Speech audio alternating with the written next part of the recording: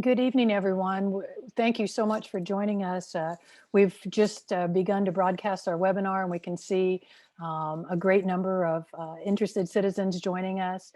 Thank you so much for joining us. We're asking each of you to please take a moment and locate the chat box, which is at the bottom of your Zoom screen. Looks like a little conversation pop-up bubble. We're asking everyone to type in their first name and the community that they're representing. So if you can make your way to the chat panel and type in your name and the community that you're with, we would greatly appreciate that. I can see we have a number of folks joining here. We have Linda from Chula Vista's on the call, Rosa from Biomed Realty, thanks for joining us. Alexa from Mission Valley's here. Deborah from Mira Mesa, thanks so much for joining us. Mike San Ysidro, Ari Lopez from Chula Vista.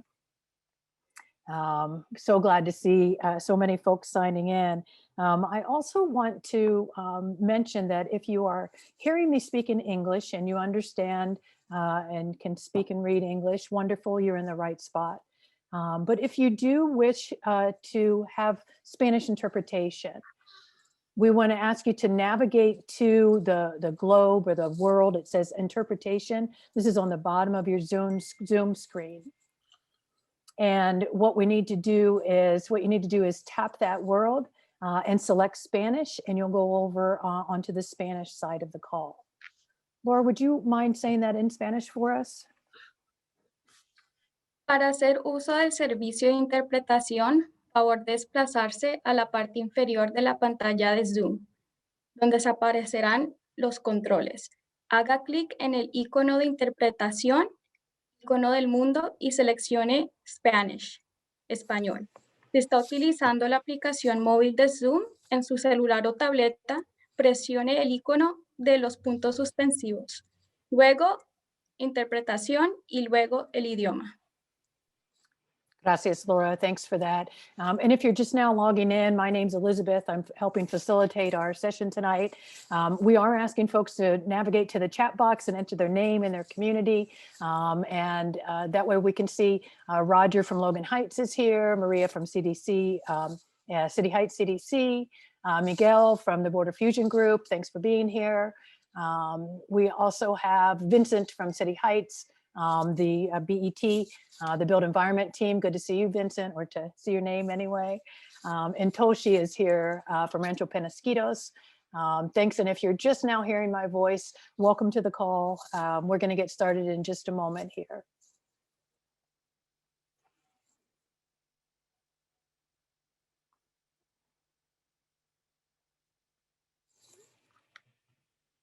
I think people are getting situated. I see Edwin's here from the CDC, the Build Environmental Transportation. Nice to see you. Barry from the Urban Collaborative here out of Southeast San Diego. Thanks for being here with us. Brian from the City Council District 1 office, Council Member Joe LaCava's office. Brian, thanks for joining us. We also have Maylene from Design Forward Alliance. So I'm so happy to see everyone. Yes, just a moment there. And Laura, let's go ahead, and would you mind making the announcement in Spanish for interpretation? Of course. Para hacer uso del servicio de interpretación, favor de desplazarse a la parte inferior de la pantalla de Zoom, donde aparecen los controles. Haga clic en el icono de interpretación, el icono del mundo y seleccione Spanish, español. Si está utilizando la aplicación móvil de Zoom en su celular o tableta, presione los puntos suspensivos, luego interpretación y luego el idioma.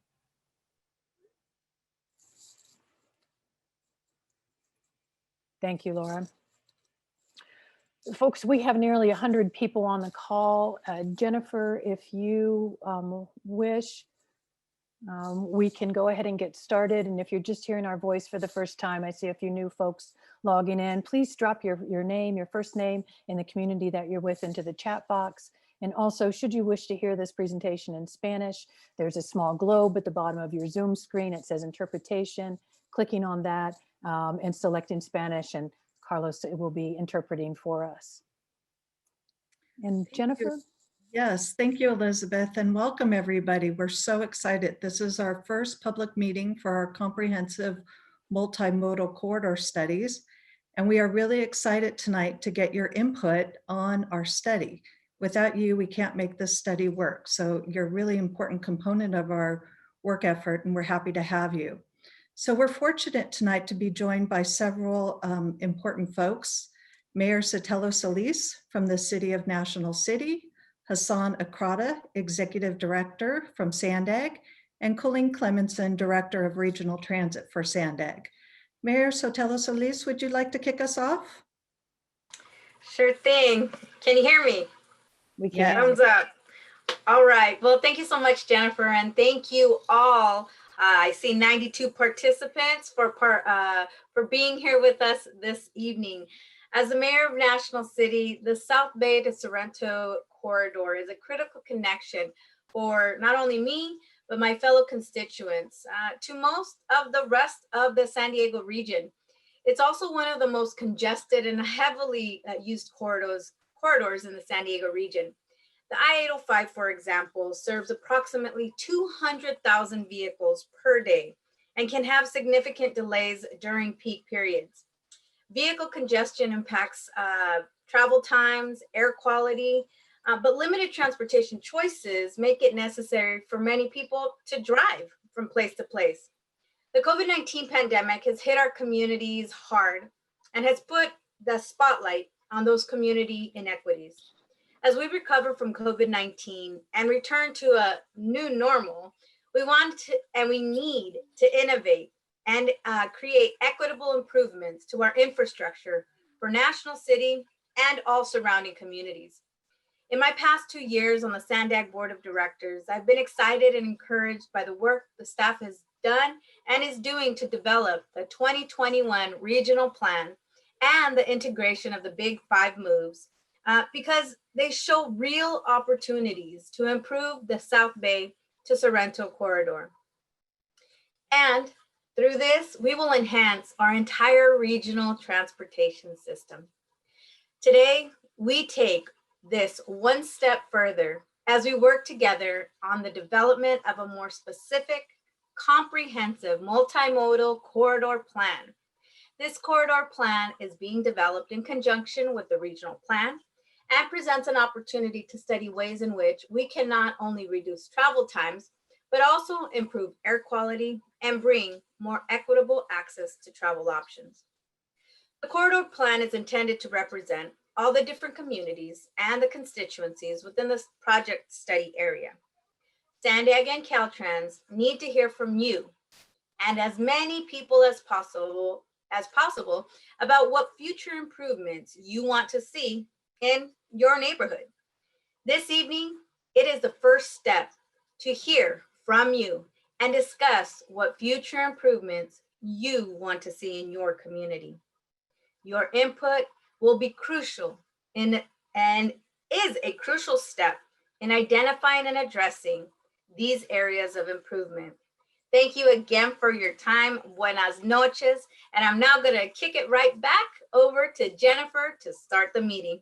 Thank you so much and have a great night. Actually, you guys are really lucky tonight because you get to hear from both Hassan and Colleen before I kick into my presentation. So Hassan, would you like to say a few words as well?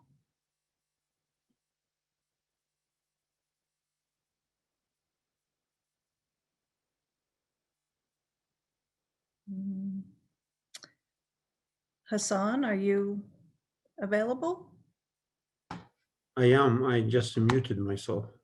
That's you know, okay. 10 months of this, we'll get it right eventually. So thank you, Jennifer. Thank you, Mayor Stella Solis, for joining us tonight. Thank you for your leadership in your city and in the region. We really appreciate it on behalf of the staff. Thank you. I know you're putting time that you rarely have into this, and we appreciate your leadership. Thank you to everyone on the meeting tonight for taking time to join us for this important meeting. I want to recognize a couple of people, Ms. Cody Vieira, Deputy Chief of Staff, Office of Council, President Pro Tem Stephen Wilborn, City of San Diego, 3rd District. Also want to recognize Albert Vasquez from the City of Chula Vista, from the Mayor's Office. The South Bay Sorrento Comprehensive Multimodal Corridor Program, like the Mayor said, marks an important milestone of what Sandag is trying to do. You know, when people ask me, I've been here about 2 years, a little over 2 years, and they ask me, so what do you want this region to do? And my message to them, I want San Diegans to dream and dream big. And I want our leaders to make this dream reality. And this is really moving in that direction. This is a program that's going to make our transportation partners, our region, much better for it. This corridor study, along with the other 4 underway in the region, will help guide the development of strategies to address our transportation challenges. Obviously, you're going to hear from our planning director and from Jennifer today. When we talk about the study, it's going to focus on connecting our communities in the border to the largest employment center in Sorrento Valley and beyond. And let me say to those who always stop me in a presentation and say, oh my God, this is going to cost too much. Absolutely, it is going to cost a lot of money. Yes, it's going to take a long time. But you tell me what things that make a good impact in any lives that didn't cost a lot of money and take a lot of time. You know, if you want to do something worth something, this is it. And I hope with the leadership of Mayor Solis and others that we stand behind this and we don't get phased out by the comments of being too expensive, takes a long time. This year, very shortly, you're going to see these beautiful red lines of the MTS cars running in a trial this summer. You're going to see them trial for the mid-coast. That mid-coast project is going to connect the border to Sorrento Valley.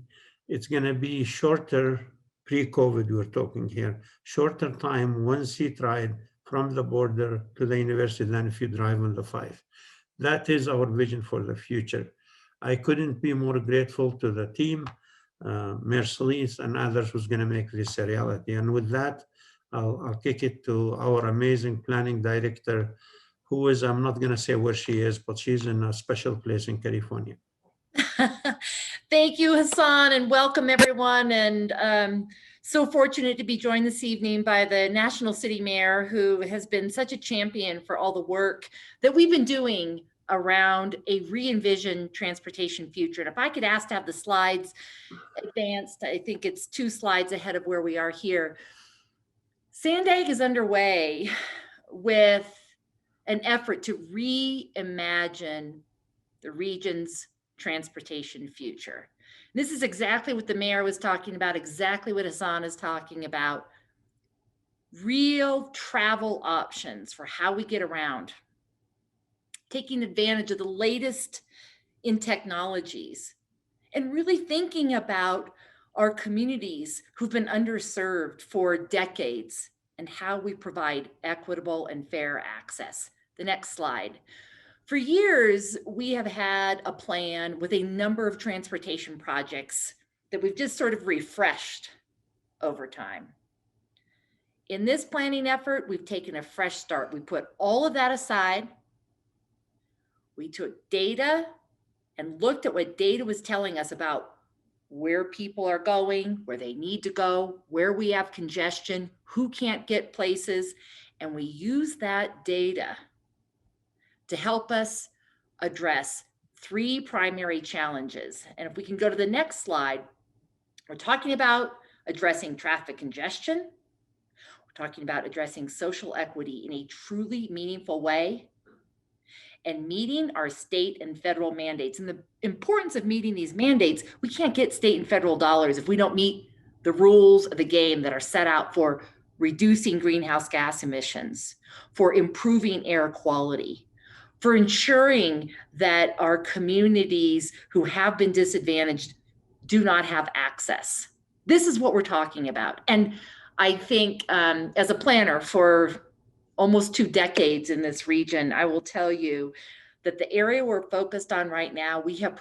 probably some of the most amazing opportunities to address all 3 of these issues, because we're really talking about how we get people from our South Bay communities to some of the best jobs in our region, which are in Kearney Mesa and Sorrento Valley. And so that's a lot of what we're going to be talking about here this evening. Next slide. As I said, this has been a data-driven process. We're not making any assumptions about specific things that we had in our plans in the past. And the very basic data that we started with is, where do people live and where do they work? And that's what these 2 figures show. The one on the left shows where our greatest density of population is, and the darker the purple, the greater the density of the population. The figure on the right, you see, these are our employment centers. And we don't have not everybody's going downtown San Diego. I think we all know that. We're going to many places in the region for our jobs. So it's important that we think about all these trips that need to be made. So using data, and the next slide, and the 5 big moves, which hopefully all of you have heard, and I saw many of the folks who are here tonight, you're very familiar with the 5 big moves: the complete corridors, the transit leap, the mobility hubs, the flexible fleets, and the operating system that makes all of this work. And we can apply all of these strategies in this South Bay to Sorrento project. We have the chance to really do something phenomenal. And so we're really looking at how we use data, apply these 5 big moves. And the next slide I'm going to show you is what this looks like at a regional level. So we have several clicks here. So we start with our freeway system, managed lanes on all of our major freeway systems so that we can provide for transit, goods movement, carpools. And we're not talking about widening freeways. We're talking about repurposing and taking advantage of the existing right-of-way that we have. The next click, this is really important when we think about evacuation routes. So how we get people from the most rural parts of our region into the areas that they need to get to and safely. The next click, this is where we really talk about transit leap, taking high-speed transit to that next level. And I'll tell you, some of these purple lines here are in the study area that we're going to be talking about tonight. Next click. This is enhancing our existing light rail system. The light blue shows a network, a rich network of rapid transit service. The next click shows the mobility hubs. And these are our opportunities for truly revitalizing our communities, our centers of activities where we have multiple opportunities for transportation options. All of this works then when we have the technology and we address the digital divide in a meaningful way so that everyone has equitable access to this system. And it's a system that works together. It's not one project versus another project. It's an overall system. So this is what we're talking about at the regional level. And what you're talking about tonight helps drill that down at the sub-regional level. What happens on the blue line, which is part of the workhorse of our trolley system? How do we make improvements on I-5 South and 805 to ensure that those are multimodal facilities? What happens on the supporting local streets and roads? How do we really bring these mobility hubs to life? And so with that, I encourage you to engage with us. We're so excited about this. We've got one of the best project managers at Sandag, Jennifer Williamson, heading this up. And I thank you for your time and for being here tonight. So I'll turn it to Jennifer. Great. Thank you so much, Colleen. We are so excited to have everybody with us this evening. And I want to thank again Hassan, the mayor, and Colleen for joining us and taking time out to support the project. I'm Jennifer Williamson, and I'm a principal planner here at Sandag, and I'm the manager of the South Bay to Sorrento Comprehensive Multimodal Corridor Study. I am joined today by our consultant team and several additional project staff and subject matter experts. So you're in good hands. If I don't know what the answer is, we can certainly find somebody who can provide you with the answer. We have a full agenda tonight, as you can see. We're going to be covering what a CMC or a comprehensive multimodal corridor plan is. We're going to show you what the study area encompasses. We're going to talk about some of the data and what we've learned about the corridor. We have identified challenges and opportunities, and we're looking forward to hearing from you what you think those challenges and opportunities are as well.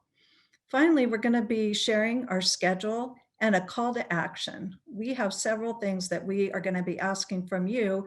And again, we really need your input. And without you, we can't make this study happen. At the end, we're going to open up our presentation for public comments and address your questions. So why don't we get started? Next slide, please. Just a little background. On September 27 of 2019, the Sandag Board of Directors allocated $40 million over 5 years to complete a comprehensive multimodal corridor plan. And this is for 12 corridors throughout the region. As Mayor Satella Solis shared, comprehensive multimodal corridor plans aim to inform decision makers by providing a blueprint for an integrated transportation system by working with our stakeholders and the public to consider state, local, and federal projects and considerations and goals and policies. CMCPs are required by the California Transportation Commission to be competitive for state funding. Public engagement is a primary component of our CMCPs, and that's why we're reaching out to you tonight. We want your input. We'll be coming back to you 2 more times throughout this study. So if you don't share with us what you want to tonight, you're not done yet. We're going to be back and we're going to be asking for a little bit more. What you see on this slide is 5 different CMC or comprehensive multimodal corridor plans. We call them CMCPs. That's why I keep getting stuck on that. Studies that are underway in the region. These include, in the yellow, our North County Regional Study, which incorporates quite a bit of the SR 78, the State Route 78 corridor. In the kind of peach or reddish color that you see there, that's our San Vicente corridor, and that encompasses the areas surrounding State Route 67. In the orange, you see our Coast Canyons and Trails corridor that encompasses that whole corridor along the State Route 52. And finally, you see in the blue there, our Central Mobility Hub. If you've been following along in the news, you know that Sandag has very big plans for connections to the airport. And this is where that study is happening there in the blue. And finally, I like to call this the big daddy of them all, which is the purple. And that's our corridor tonight, the South Bay to Sorrento corridor. As you can see, it's a very large study area and incorporates about 31 miles of our region. In a moment, I'm going to share with you how we're going to break down this study area in order to understand it better. You can see that there's a lot of overlap between these CMCPs, and we are coordinating with other studies to ensure consistency in projects and programs. In addition to the CMCPs that you see identified here on the slides, we are also coordinating with several other parallel efforts in our region. For instance, there's some rail studies along I-5 that we're working closely with as they connect to Sorrento Valley. We're working closely with a number of border projects that are happening in the region as well. We currently have a project team that's made up of our project partners at Caltrans, City of San Diego, City of National City, City of Chula Vista, Imperial Beach, Coronado, and the military, which plays a very important role in mobility in this region. Additionally, our project team is supported with over 50 subject matter experts, as I said. And subject matter experts are experts in transit, in freeway infrastructure, in sustainability and resilience, which is very important to ensuring that whatever we develop is going to test the climate change and the impacts of extreme heat and sea level rise on our infrastructure. So let's go to the next slide and look at some potential solutions that a CMCP might develop. There are many examples of how the existing transportation network can be improved with advanced technology or new improved services. To give you a flavor of what we're looking at, here's a few examples. You can see here that we have technology identified, more detailed smartphone applications, real-time information at transit stations, smart infrastructure, smart corridors, smart mobility, smart borders. We have complete corridors that Colleen talked about, managing what we have and managing it in a more significant way. We're going to be looking at connected vehicles, priority for transit services, curb management. With all the Ubers and Lyfts out there, there's a real need to figure out who gets the benefit of that curb, and electric vehicle infrastructure. Transit services will be looked at. As Colleen mentioned, we have significant investment that we're looking at in commuter rail in the corridor, and we'll be identifying how that rail might operate. Mobility hubs, those are the connection, those are kind of the glue that makes everything work together.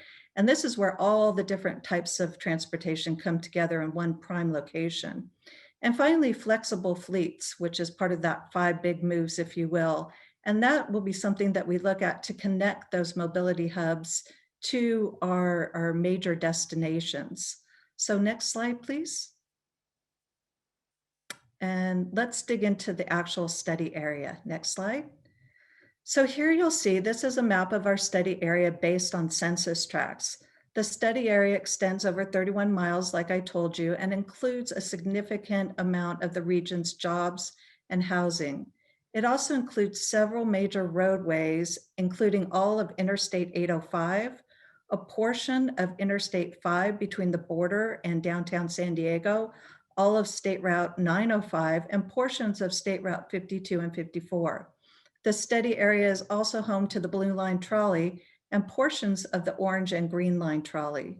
The study area includes several important military facilities, including the international border, all of which drives a lot of, the San Ysidro International Border, which drives a lot of traffic through the study area and into the study area. In addition to analyzing all of these travel needs within our corridor, we're also looking at areas of influence, which are areas that are immediately adjacent to our study area that have an impact on it. So for instance, when you're looking at this map, think about if you live in Mira Mesa.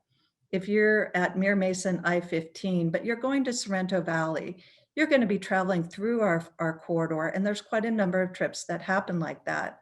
So that's an area of influence. That whole Mira Mesa area has significant influence on our study area. Correspondingly, on the other side of the freeway, if you think about UCSD and UTC, again, a lot of folks are traveling on 805 to get to those areas. And again, area of influence. We're not going to be identifying projects in those areas, but we seek to understand how travel from those areas influences how people will travel through it. So next slide, please. Again, here's our study area, but this illustrates the sub areas that we've broken our study area into. Sub areas are used so we can perform more detailed analysis on the travel patterns within these areas. This helps us to better understand the demographic and socio-demographic data of each of these sub areas and the specific travel needs of those areas. So if you look at this map, you got to think, okay, are folks in Coronado, do they have different travel needs than maybe people in Kearny Mesa have? Do people who live in Chula Vista have different travel needs than people that are traveling into Sorrento Valley? So you see why we've broken it down, because that helps us to understand what each of these areas needs in terms of projects that help to improve mobility in those areas. So now I'm going to pass it over to Elizabeth, who is going to take us through a poll to help us get a sense of how you use this study area and how you travel through it. Elizabeth? Yeah, thanks so much, Jennifer. So there are 2 ways that we wish to engage with you, each of you in the audience this evening. Excuse me. One is by using Zoom polling, and the other is by using chat. As Jennifer goes through the presentation, excuse me, and people are talking about different aspects of the corridor, please feel free to go to the chat box at the bottom of your Zoom screen and type in your questions. We'll take the questions at the end of the session, but if at any time you have questions, please feel free to drop those into the chat. Now for the Zoom poll question, Jennifer was just walking us through the subregions of the corridor. We want to hear from each of you. So Corey, can you go ahead and launch the poll? And we have over 100 people on the call. I want to ask you just to pay attention to your screen, and you should see a screen pop up now that gives you some choices. And we'd like you to select one, or if 2 or 3 of those apply. So do you live in the corridor? Perhaps you work in the corridor, or you travel through the corridor regularly. I know I do. The big daddy of them all there. Are you in the corridor regularly for leisure? Perhaps there's some leisure activities in our corridor. Is your school in the area in the corridor? So go ahead and answer our live polling question.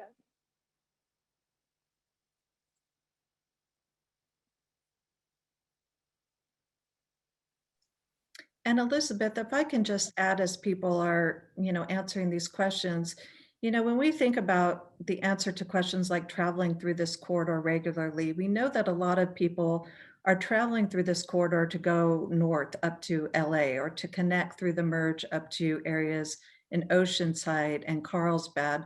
So you may not have a destination, but you're utilizing 805 and 5 to get to where you need to go.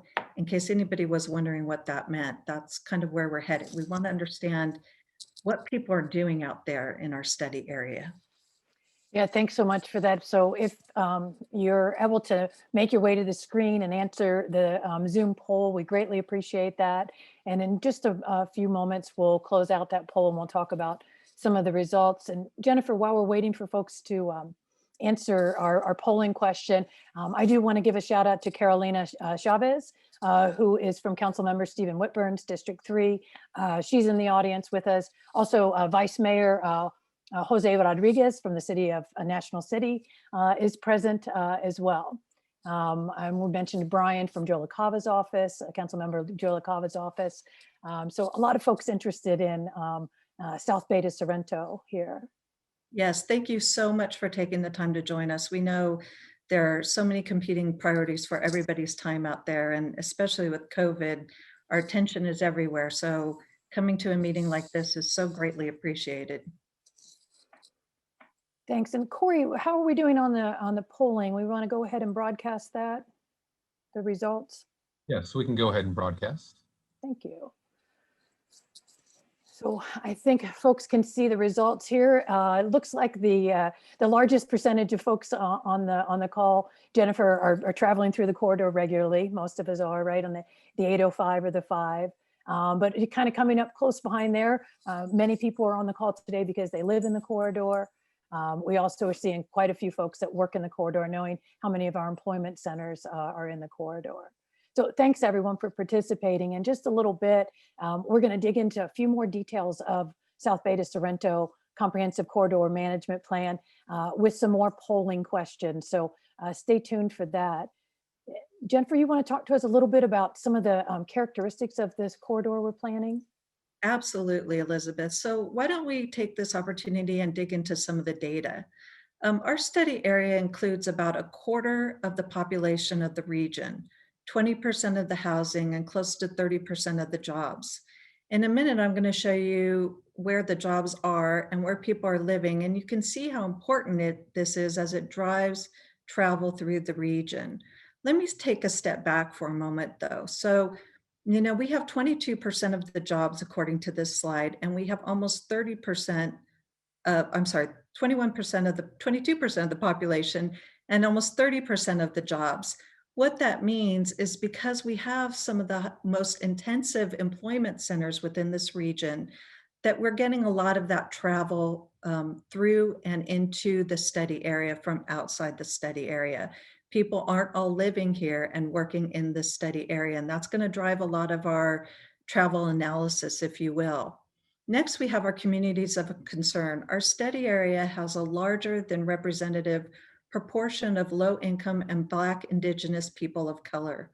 Concentrations of these communities are located mostly in the center of our study area and in the South Bay communities.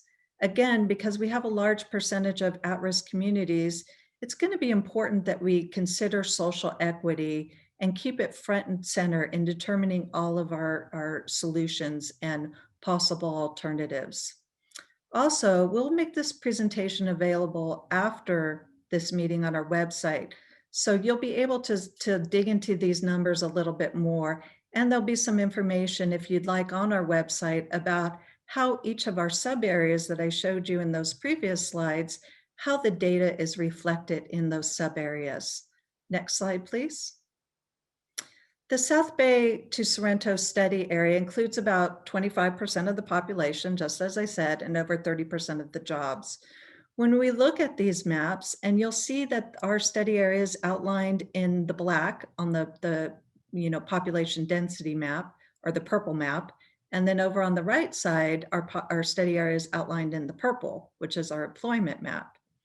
So our study area includes 2 of the 3 major employment centers in the region, and that would be Sorrento Valley and Kearney Mesa. It's also adjacent to downtown San Diego and University City, which are both the other major employment centers in the region.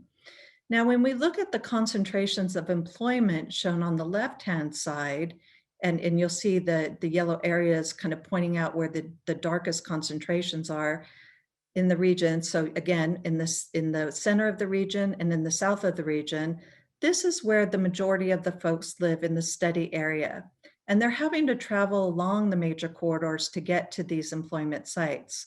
But that's not really the end of the story, because our study area is home to 2 of the major employment centers.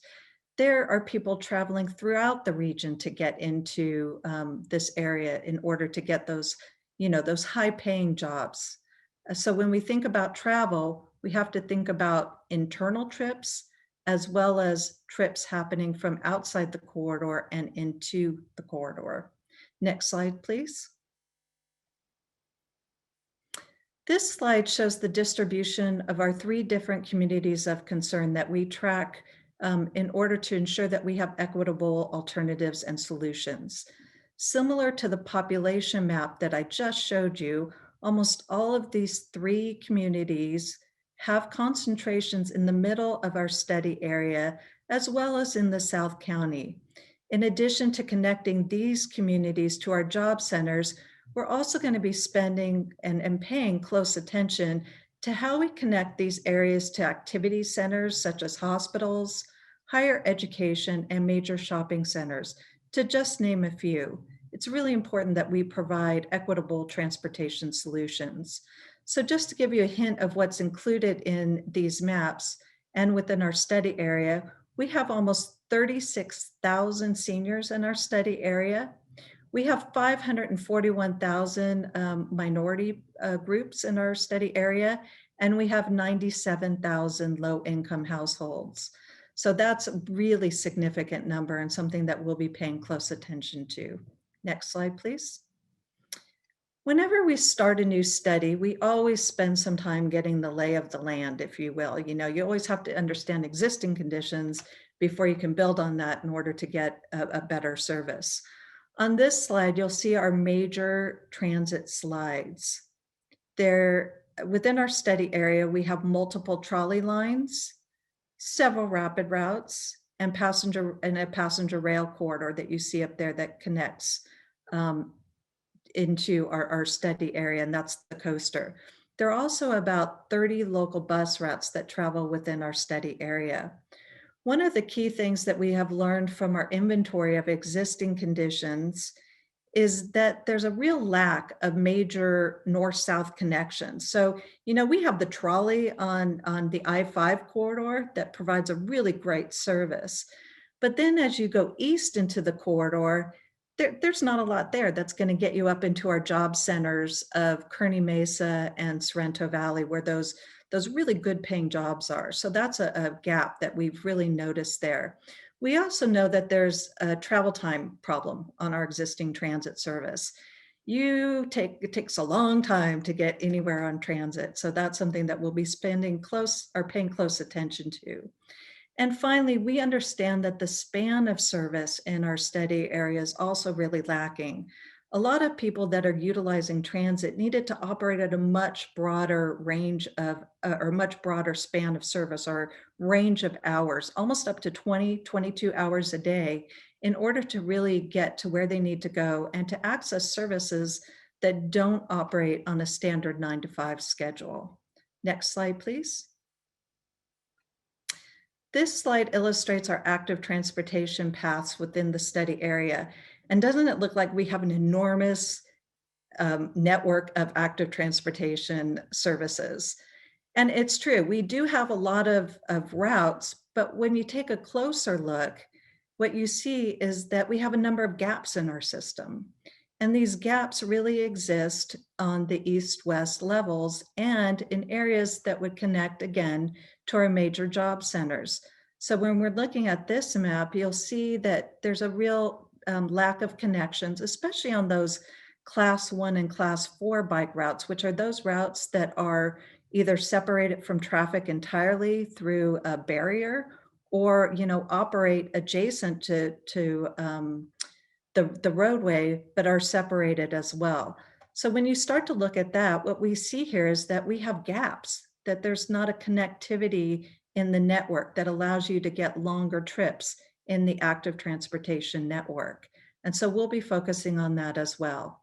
Next slide, please.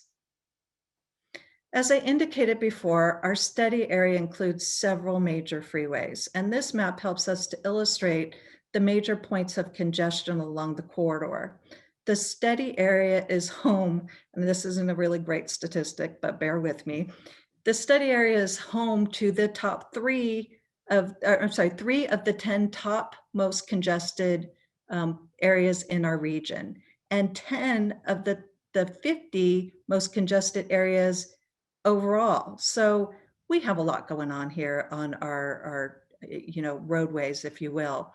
And anybody that's traveled along our corridor at any point would notice that our major congestion points are, there's no surprises here. They're getting into downtown San Diego on I-5. They're getting through the center of our region on 805. And then as you go up north, anybody that's traveled on 805 going to UTC or Sorrento Valley knows exactly what these little dots are pointing to, and that is severe congestion getting into our major employment centers.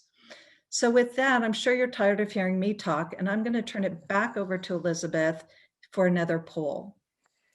Thanks, Jennifer. And I don't think they were tired of hearing you talk. I think that you provided some great insight. So we should, at this point, everyone kind of has a sense of what a comprehensive multimodal corridor plan is.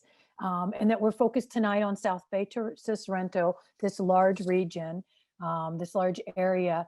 We talked about some of the characteristics, and I did see someone asking a question about there's a new term out there, kind of came from the Black Lives Matter movement, and that is the BIPOC, and that's Black, Indigenous, People of Color. And Jennifer, you were sharing with us a little bit of information about the Black, Indigenous people of color, our seniors, our low-income folks, and you kind of laying the groundwork for who we're trying to solve transportation problems for. So that does bring us to our next polling question. So in just a moment, Corey's going to launch the poll that you see on the screen now. And I just want to talk through these just a little bit before we launch the poll. So if you are taking care of feeding the dogs or the kids or doing something else, come on back to the screen because we need your input here regarding your top transportation concerns. Here, we'd like to ask you to choose up to 3 of your top concerns. So when you're looking at this corridor, South Bay running up to Sorrento, are we looking at travel safety as being a major concern? Or do you find the traffic congestion reliability maybe is elevated concern for you? The transit availability, the availability of transit and other transportation choices, a social equity or fairness. Here again, looking at those seniors, low income, and Black, Indigenous people of color. access to economic opportunity, jobs and education. I am monitoring the chat. Thank you everyone that's chiming in. I heard some questions about access to economic opportunities. And so here we're looking, where does that kind of rank when we look at these other transportation concerns? All of us are getting deliveries now, maybe more than ever from Amazon. Not only package deliveries are we looking to plan for, but we're also looking at our deliveries to the grocery stores and to the market. How are goods making their way across the border, out of the port, and into our grocery stores? Also, this connecting of affordable housing and jobs, looking at efficient land uses, and not to leave off or make last here, but I'm interested to see where you would rank the cleaner transportation. So choose your top 3 here. If there's one that we didn't share, there's an other category, and you can go ahead and fill in the other section. But Corey, will you go ahead and launch this poll? And so what I'm asking everyone to do, there's about 100 of you on the call, is to take a look here and click off your top 3 transportation concerns. And Elizabeth, we're interested in all the input, but if anybody has to leave, if this could be the one poll that I think is really going to tell us a lot about what you think the top concerns are. So really appreciate it if you take a minute to fill this out. Yeah, it's super helpful, Jennifer. And as we move through the presentation, we'll also be talking about our virtual engagement hub. And there's another survey in many ways that those that are on the call or people that couldn't make the call tonight are able to provide feedback. So we do have a similar question on our survey here about the top transportation concerns. Let's check in with Corey and see how are we doing, Corey? Are people still voting? Yes, we have a few more people that need to vote. We're about, a little over halfway in terms of people that have voted, but that is increasing rapidly. Thanks so much, Corey. So Corey's watching the votes come in, and I'm also seeing comments come over in chat as we move through. I think another section here will open up for more questions. So thank you for continuing to do that. And I want to assure everybody that even though we're asking for your top 3 tonight, all of these items are going to be considered in our analysis. We just want to know, what are the big concerns out there? What's everybody thinking? So please don't feel like if you pick 3 and we end up with the top 3 that we're going to ignore everything else. That's not the case at all. We just want to understand from our residents and folks using this quarter, what do you think are the top concerns?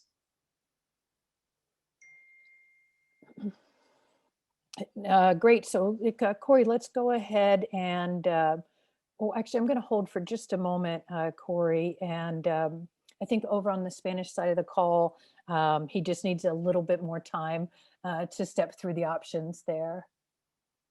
And so that might be why we're getting some votes coming over on our Spanish side.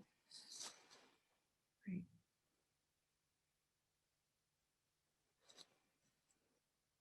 And again, Elizabeth, just to remind everybody that we will be taking questions at the end. So if you had a question about this and didn't feel like you were getting addressed at the end, we'll certainly be responsive to that. And then of course, we monitor the chat from this. Even after this meeting is over, we'll be looking back to all your comments and documenting those to ensure that we get your input and we're able to reliably document that. Thanks, Jennifer. Corey, let's go ahead and open up or broadcast the results of the poll. Thanks. Yeah. Okay, everyone. So I think you can see it on the screen as well. Coming in first, it probably makes perfect sense to us, right, Jennifer? Traffic congestion and reliability. We've all sat on the 8055 merge. We've all, been in a line of cars going up or down 805. So that makes sense. And the next one running in just behind that is the availability and other transportation choices. And I know that's something that our 5 Big Moves is really embracing. So I'm happy to see that the members of the public tonight are also looking as that is a concern. And then I think coming in third, and as Jennifer said, all of these are of significance to us, but the social equity piece looks like it's tied pretty close with cleaner transportation, kind of reducing the climate change impacts and air pollution. And I'm just going to pause for a moment because I know Carlos is interpreting for us there, but those top 3 answers. I think it's interesting from traffic congestion and reliability. Traffic congestion isn't just about cars. It really does impact, transit reliability. It impacts our freight movement, our ability to get packages where they need to go. So this really does encompass quite a number of issues that we're seeing in our corridor. Great. Well, as you said, Jennifer, that all of these are important to us. It's great to have the pulse of those on the call as well. But why don't we go ahead and move on to the next slide, and let's talk a little bit about some opportunities and challenges. Yeah, so now we want to share with you our initial set of primary challenges and opportunities that we've identified as a project team in our study area. Let me just say up front, we know that this is not an inclusive list. There's way more challenges and opportunities than we have time to go through with you tonight. So we're just going to share with you our top number that we've identified. And if you go to our website, you can see a much more exhaustive list.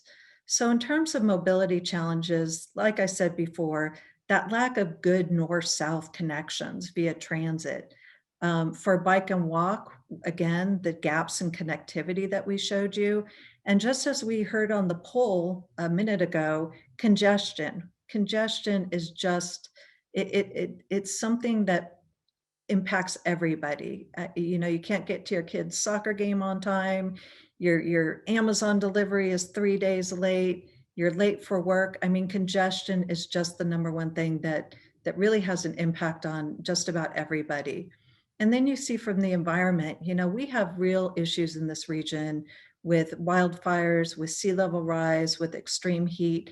And how are we going to build our systems so that they're resilient to that, so that we don't have to go back and continuously make repairs or change how things operate because of the impacts of climate change? And finally, land use. How can we intensify areas around transit so that people don't have to make multiple connections? So these are just some of those initial challenges that we've identified. Next slide, please. And so where there's challenges, there's always opportunities. And I actually rather focus on this slide than the challenges slide, but you got to understand the bad to get the good. So here what you see is high capacity transit, high speed rail. If you've been following our 5 Big Moves, we are on this. We are working hard to develop a system that would be grade separated. And what that means is we could put transit in tunnels like a subway. We could put transit up on the bridges like Midcoast so that you can get to places fast and get out of that congestion that we just talked about. Bike and pedestrian improvements to support the overall network. San Diego is beautiful and people will use a system if they feel like it's safe.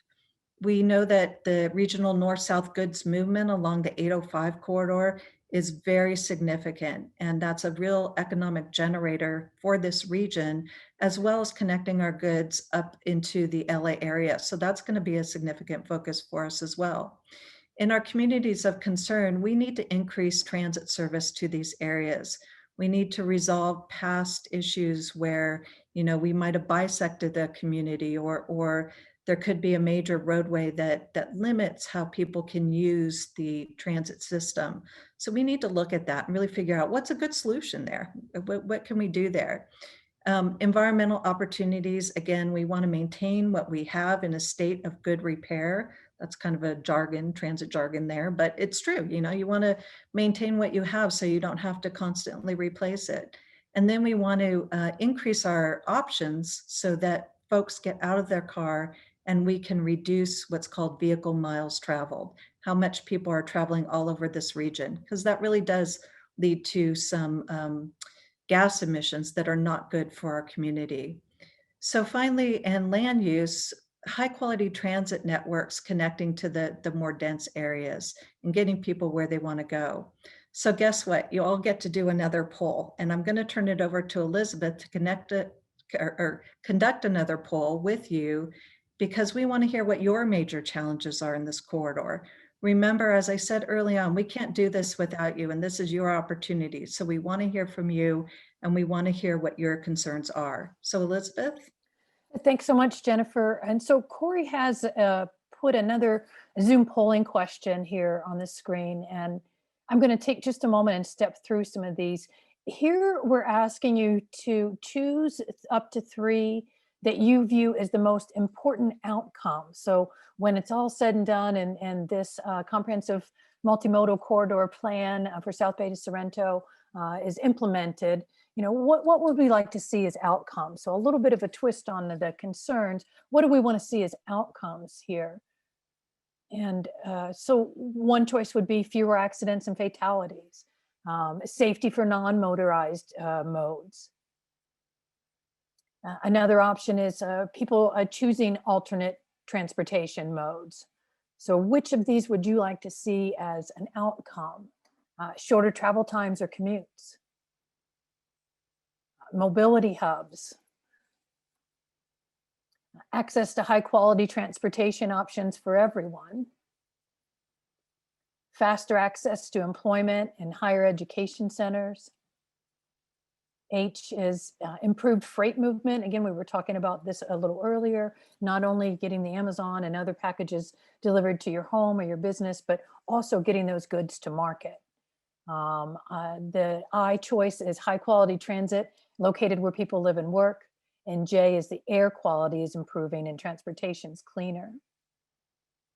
So now I'll ask Corey to go ahead and launch the poll and bring your attention to the screen. And we're going to take just a moment here and allow you to select your most important top 3 outcomes for the South Bay to Sorrento corridor.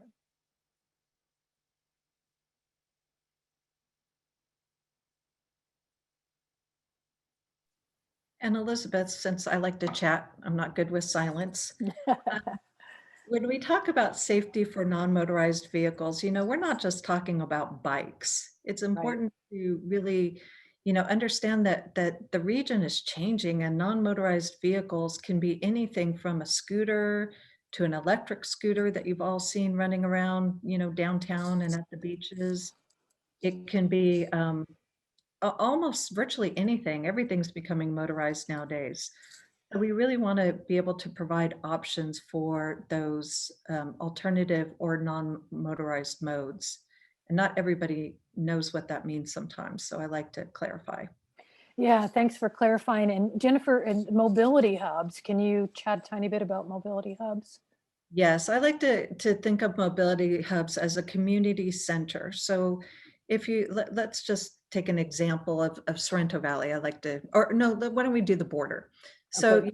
where a lot of the transit, the primary transit, the coast, or I'm sorry, the trolley, the buses, where those come together, you really want to have some of those non-motorized modes potentially to get them to their ultimate destination. It might be that that ultimate destination is a mile or 2 away from that transit center, and people would choose an automobile if they didn't have an ability to connect with something more.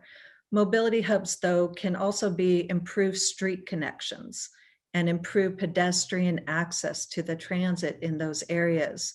We're also looking at, you know, is there a way that we could densify around those primary transportation modes in the mobility hubs, so people can walk outside your door, walk down the street, and board one of our major transportation modes. So Mobility Hub is really a confluence of choices, transportation choices. Yes, very nice explanation there, Jennifer. I appreciate it. And I'm kind of watching chat go by as people are entering their answers to the poll question. Corey tells me we have nearly almost everyone's answered at this point. Corey, we want to close it out here in another 10 or 15 seconds. I think we have everyone.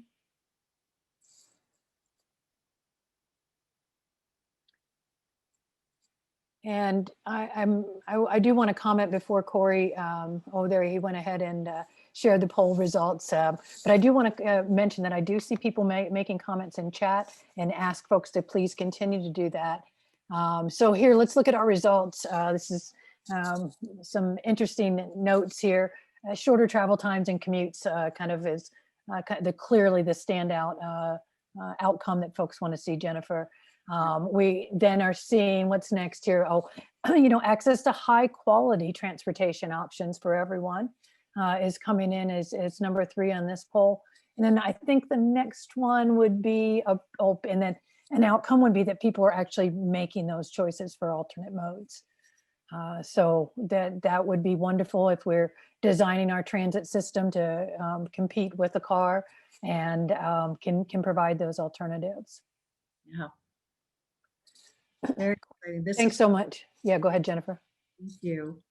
So I'm just about done. And if we can go to the next slide, I'm going to share with you a little bit about our schedule and a call to action, because you're not done participating yet.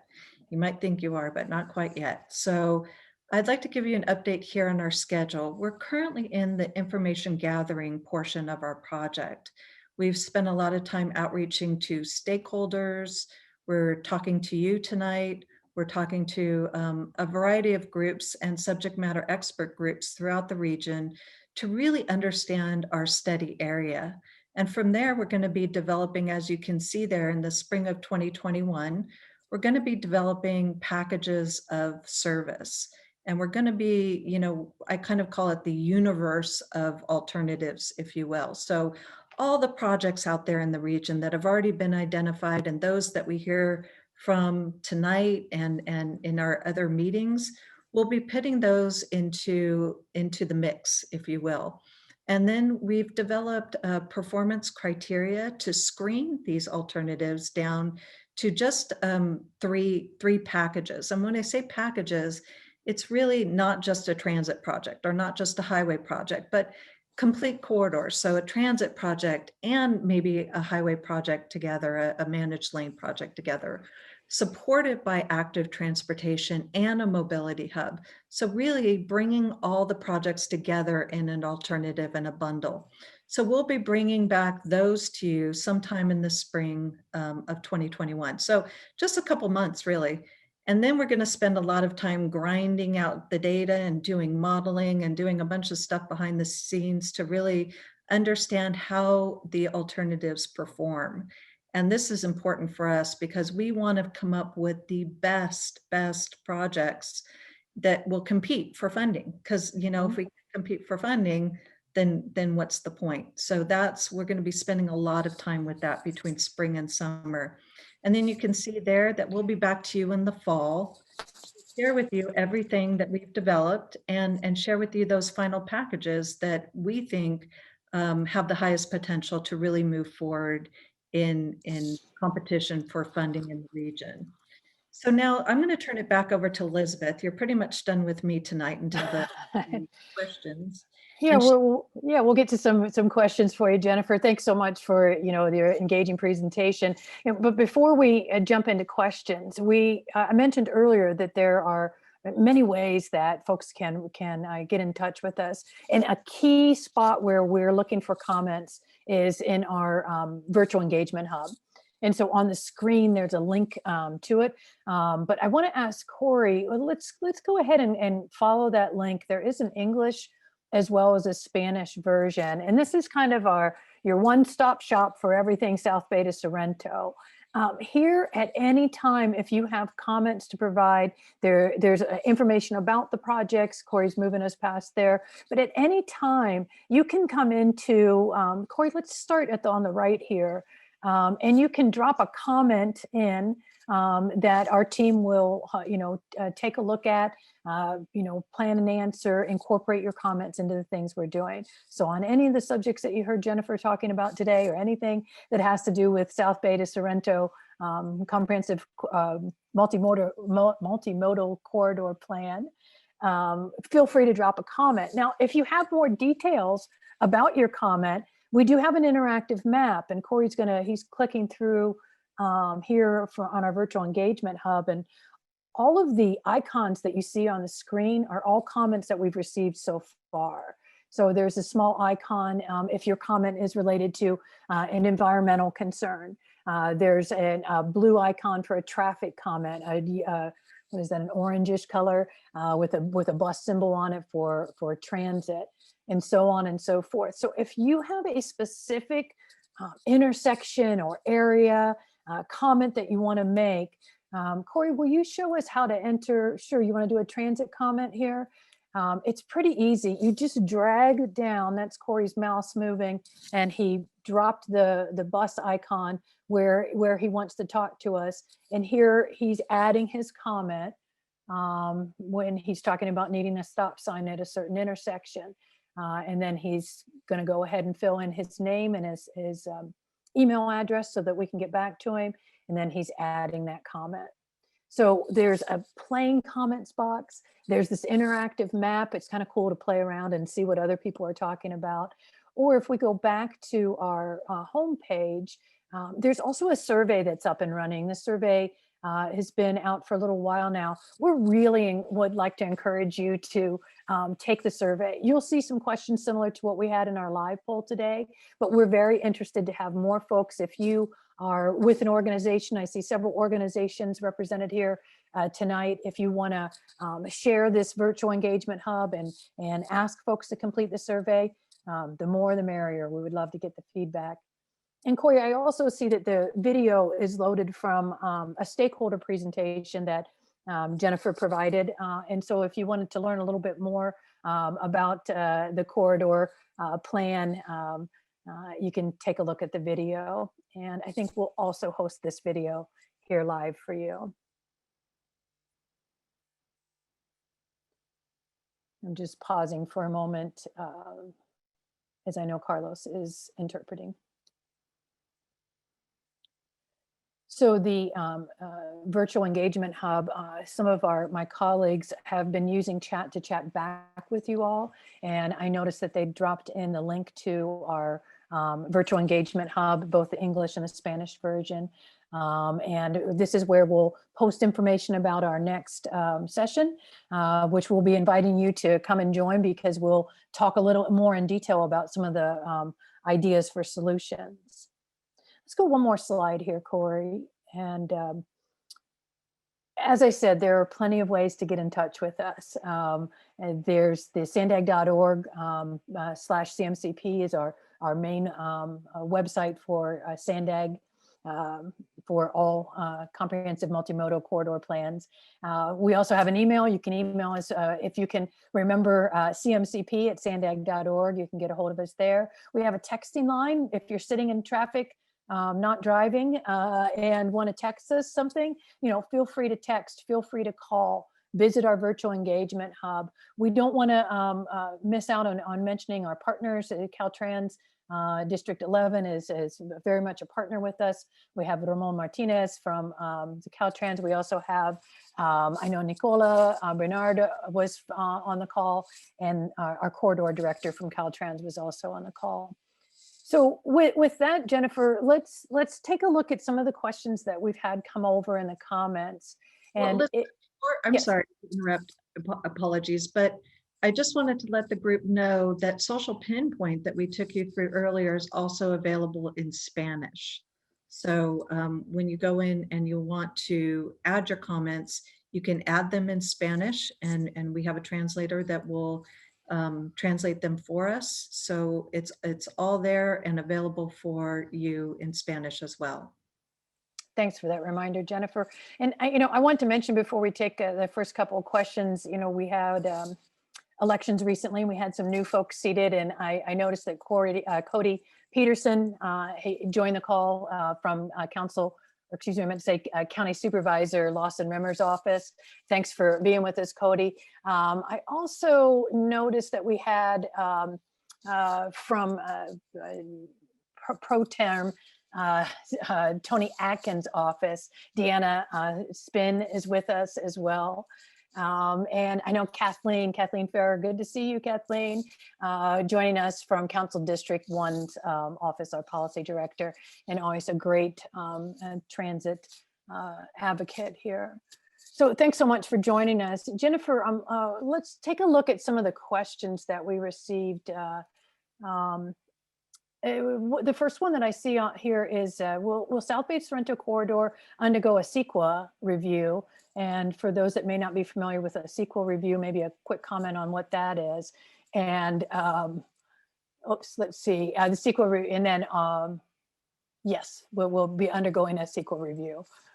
Well, I can certainly answer that. So we are very early in our planning cycle here. What will happen is that the projects that are identified within the Comprehensive Multimodal Corridor Plan will actually advance into the next level of planning and design. And then they most certainly will go through a environmental analysis. It may not be a full environmental impact report. It could be that some of the projects could be cleared with a more minor document, but all of our projects go through a rigorous environmental review. They won't be doing that as part of our CMCP, but as they advance forward and we get funding to take them to the next level, that's where they would have their environmental analysis done. Thanks for that, Jennifer. And we also were looking at a question comes in that says, does this transportation planning take into account economic development trends and strategies, for instance, moving jobs closer to the workforce in residential areas? Oh, absolutely. When we talk about equitable transit and jobs housing balance, that's exactly what we're talking about. The more that we can concentrate development near jobs, the less people have to commute and the more free time you have. And the better that is for the overall economy, because when you have more free time, you generally spend it on doing things, spending money. Right. So yes, absolutely. And SANDAG is at the forefront of doing a lot of this economic forecasting related to current trends as well as past trends. So that is something that we consider throughout our analysis.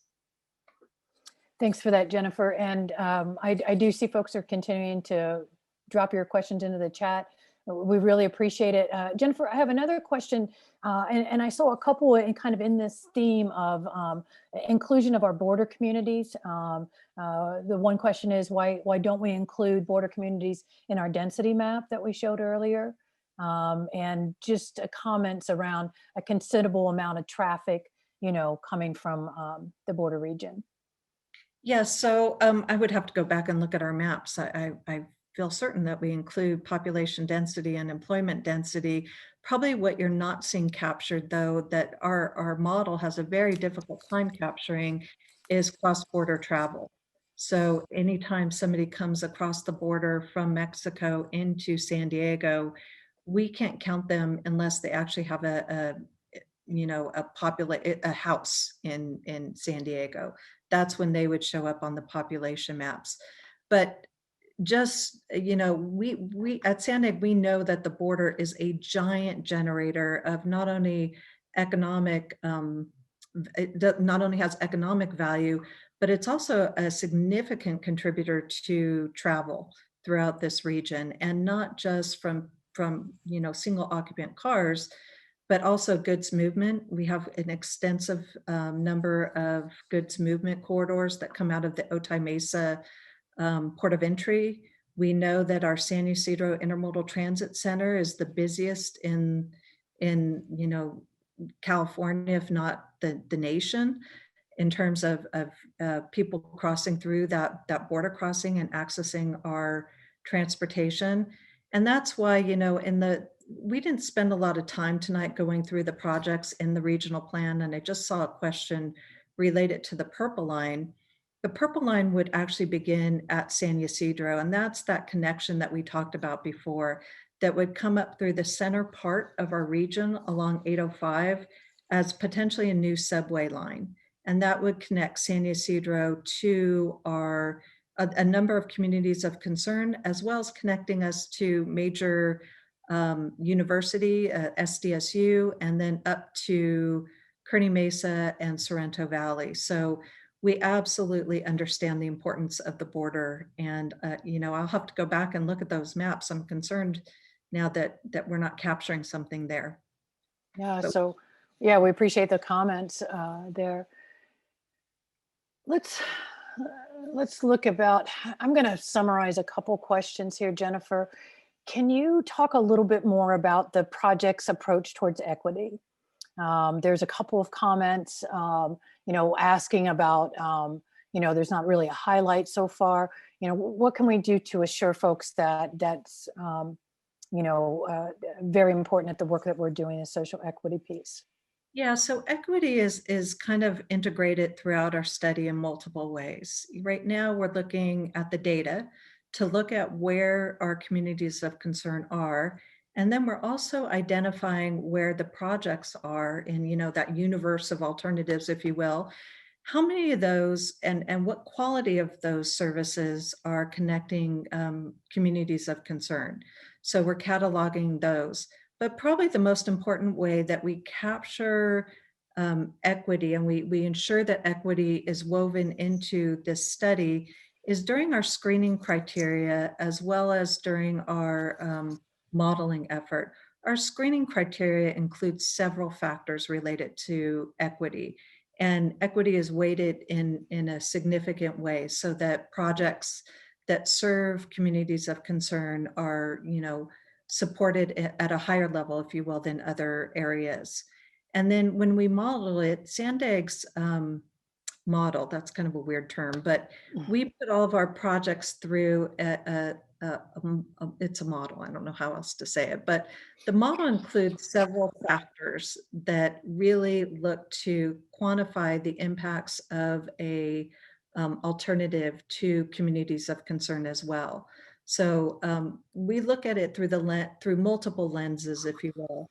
And then also we reach out to communities of concern in a significant way. We have a community-based organization that we work very closely with on understanding all of our studies. We take it through our communities of concern to our CBOs to ensure that we're getting consistent and constant feedback on the things that we're developing. So I might not have phrased that well. There's a lot that goes into this, and I would be happy to discuss it in more detail and actually give you some real examples of how equity is incorporated in our analysis. Yeah, I appreciate how you answered that question, Jennifer, and also the willingness to continue to stay engaged around equity. I'm going to shift gears a little bit here, and I know that we have some folks that perhaps it's Deborah from Rose Canyon on the call, and just voicing concern about any further widening of 805 north of the 52. And just talking in her view that this is destructive of the MSCP lands and wildlife corridors. Is that something that you want to talk about here with the 805-52 widening?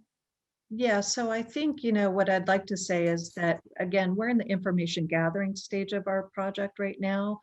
So we haven't developed all of the alternatives.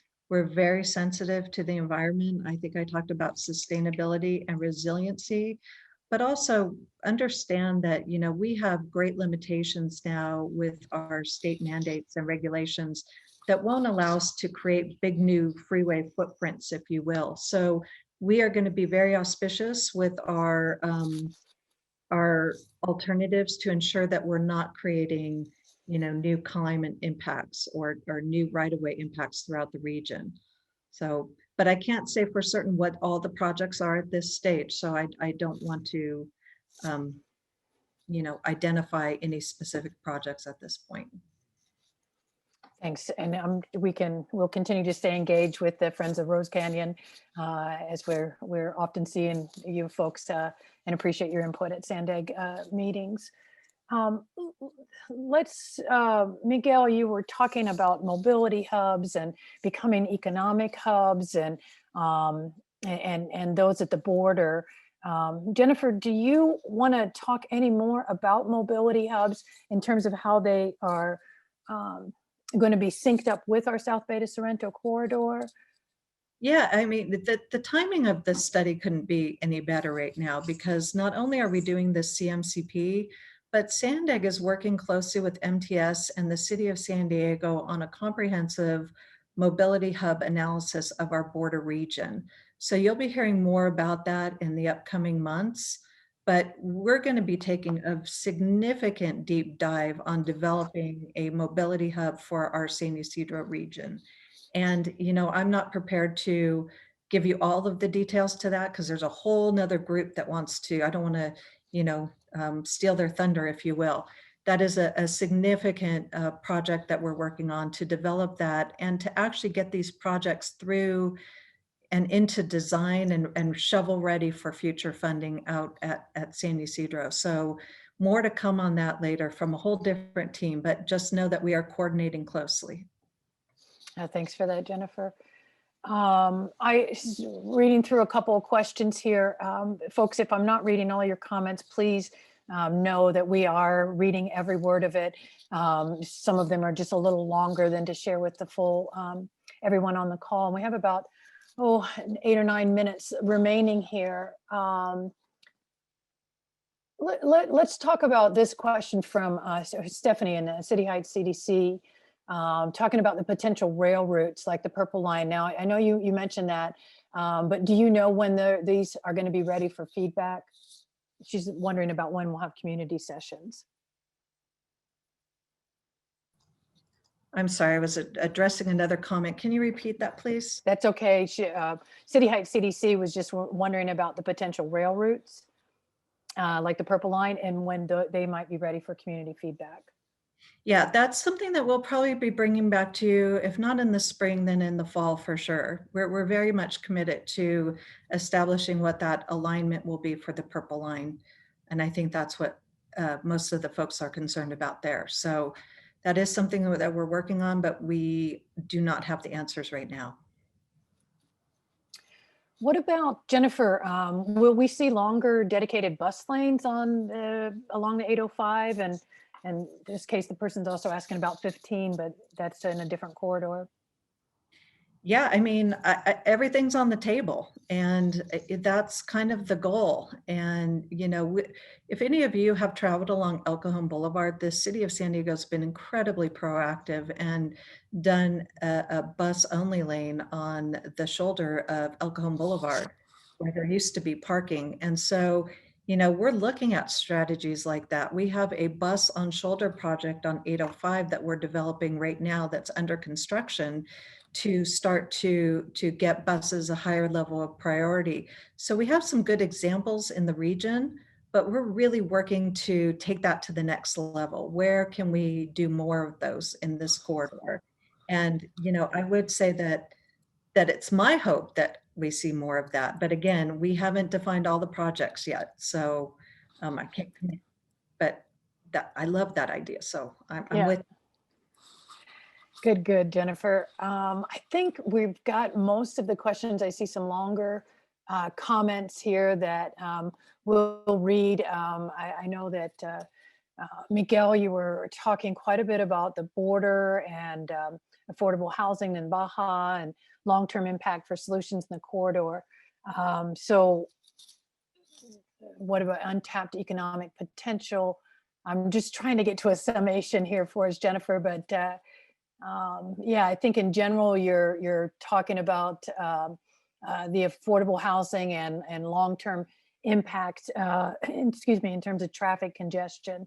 So seeing some increase from the Baja region. Yeah, and as I said before, you know, we at Sandig, we're very sensitive to the economic motor of the border, if you will, and we understand that it does contribute a huge amount of economic value to our region. So that is being considered, and you know, any of the projects that we identify down at that border will not only be about passengers, but it's also certainly about goods movement and getting the trucks that we need to deliver our materials and goods throughout the region, but also up to LA as well. Mhm. Mhm. Folks, I think if there are any other last thoughts, you know, as we're getting ready to call it a night here, and you know, there's a number of you stayed on. There's over 70, 80 people on the call still. I appreciate the concerns around natural open space. I've seen a couple comments come through about the natural open space. Um, yeah. Yeah, and I'm seeing more from David and the I'm not sure if it's Cleveland National Forest or the the oh gosh, I'm so sorry, I'm forgetting the name of the organization that what's that? Rose Canyon? And not Rose Canyon, but the other. So Cleveland National Forest and the folks from the oh my gosh, David, what group are you with? You know, the starts with an S. Sierra Club? Sierra Club. Thank you. So sorry, guys.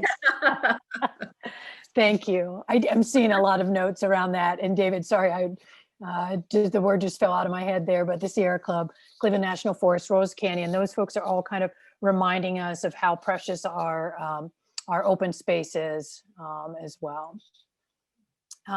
Laura, was there any questions that came over on our Spanish side, or any that you think I should that I overlooked? No questions for now on the Spanish side. Okay. Well, Jennifer, I think that we are all set. I just want to, you know, let you close this out here with, you know, extending my gratitude, you know, as for so many members of the public to make time to be here with us. Your feedback is very important. We showed a lot of ways to engage with us, from the virtual engagement hub to being able to text or email us, but stay in touch. Your comments are very important. And Jennifer, some closing comments from you. Yes, I just want to thank everybody again. You know, I can't reiterate enough how much we value your time. We know your time is precious. Spend well over an hour and participate is so meaningful. And just know that your comments have been cataloged. I was just sent a link, so we have them readily available, and we'll be taking them into consideration. But please don't be a stranger. I mean, go to Social Pinpoint. You would not believe how fun it is to go and mark things up on that map. So if you have a few spare minutes and you want to go in there and drop some comments, we catalog all of those as well, and we use them to help validate some of our discussions and our alternatives that we're developing. So please stay informed and stay engaged, and we'll be back. We'll absolutely be back. And if you don't see us until the spring at another public format, you'll probably see us at some of your CBO meetings or stakeholder meetings or other places. So again, just appreciate your time, and thank you all for coming out. We are thrilled with the participation this evening. Thanks so much. Thank you. Bye-bye. Bye-bye. Bye.